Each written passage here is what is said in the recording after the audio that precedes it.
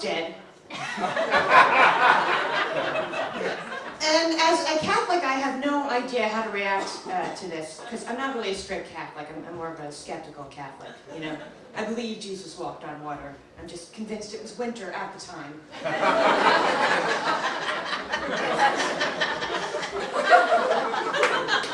I grew up on Long Island, so even though I was born Catholic, I'm really a Jew by proximity.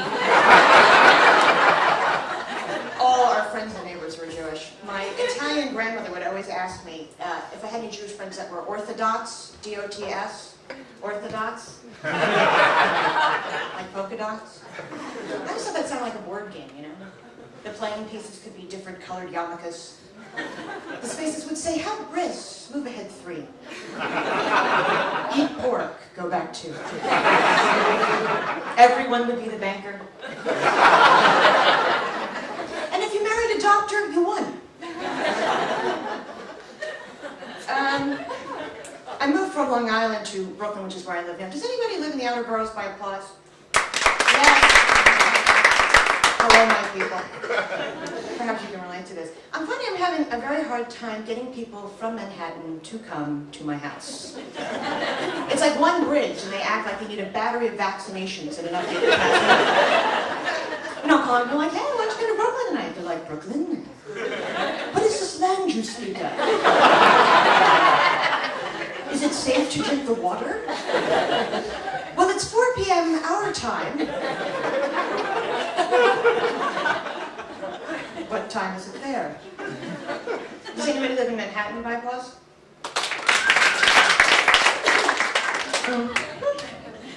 Well, I suppose if we were in Brooklyn tonight, we wouldn't be here. No, it's fine. I live alone, which is good, because my apartment's very small. I had to have my housewarming party in shifts of 3.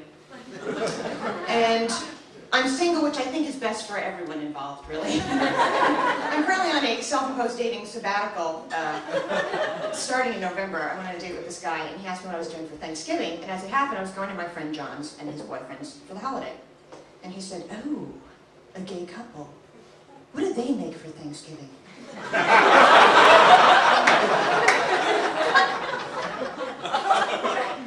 Well, they stuff and cook a Boy Scout.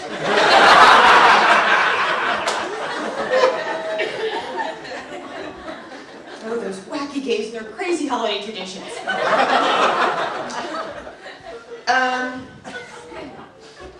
Yeah, I haven't gotten a lot of action lately, which is fine. I'm fine with that. The most action I've had recently is I went to a male gynecologist for the first time. Ladies, I don't know if you've done this. And it started out normal, but then took a very strange and bizarre turn. You know, he asked me questions like, when was the date of your last period? Have you had sex recently? Do you find me attractive? What are you doing after the exam? Is that unusual discharge, or are you just happy to see me?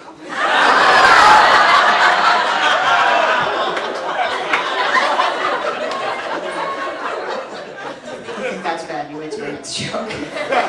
Yeah, I totally should have suspected something was amiss, because instead of using KY jelly, he used Smuckers.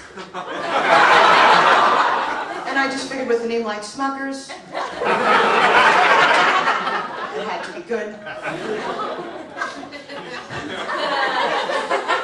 I think I've just disgusted myself.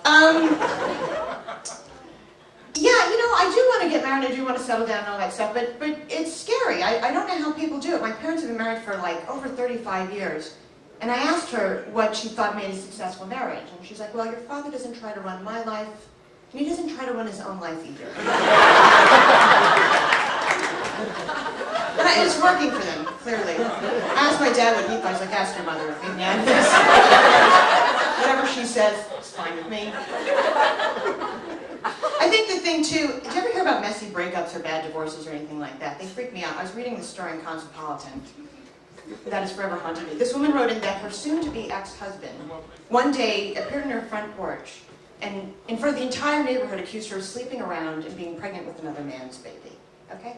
She said she became so enraged at this accusation that, again, in front of the entire neighborhood, she pulled down her pants, ripped out her tampon, and threw it at him.